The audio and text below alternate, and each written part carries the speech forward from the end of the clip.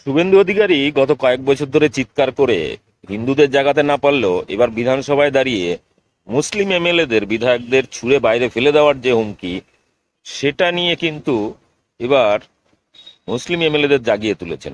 হিন্দু না জাগাতে পারলেও মুসলিম বিধায়কদের জাগিয়ে দিয়েছেন। একের পর এক তোপ দাগছেন এবার তৃণমূলের মুসলিম বিধায়করা। তো গতকাল অনেকেই রেখেছেন, হুমায়ুন কবির থেকে শুরু করে আজ শওকত মোল্লা, সেই রবিনহুড নেতা, তিনি তো একদম এমন ডোজ দিয়েছেন। প্রত্যেককে অনুরোধ করব ব্যাপক শেয়ার করুন। বিমান ব্যানার্জিকে, মমতা ব্যানার্জিকে হারাবো, আর ওদের জলের যে কটা মুসলমান এমএলএ জিতে আসবে, বিজেপি সরকারে আসবে, চ্যাংদোলা করে তুলে রাস্তায় ফেলবো। দেখুন, নাম্বার ওয়ান আমি বলি, এই স্বপ্ন কোনোদিনও সফল হবে না,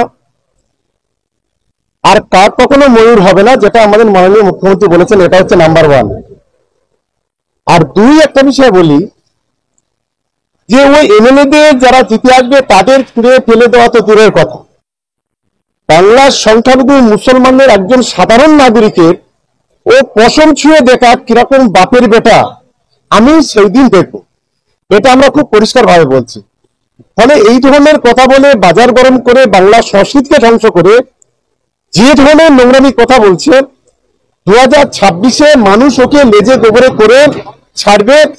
আর চতুর্থবারের জন্য যে মমতা বন্দ্যোপাধ্যায় সম্পর্কে বড় বড় কথা বলছে, এই মমতা বন্দ্যোপাধ্যায় 2026-এ চতুর্থবারের জন্য মুখ্যমন্ত্রী হবে। এটা আপনারা দেখেন। আমাদের ভয় যে বিরোধী দলনেতাকে বিধানসভার ভেতরে খুন করা হতে পারে। খুন করার চাইতে রাস্তাটা কুকুরকে মেরে দেওয়া অনেক ভালো। এটা বাংলার মানুষের, বাংলার তৃণমূল কংগ্রেসের এই কালচার নয়। আর তৃণমূল কংগ্রেসীরা কখনো, বা বাংলার আমি মনে করি অন্য কোনো রাজনৈতিক দল এই ধরনের গরিব কাজ করবে, এটা কখনো আমি মনে করি।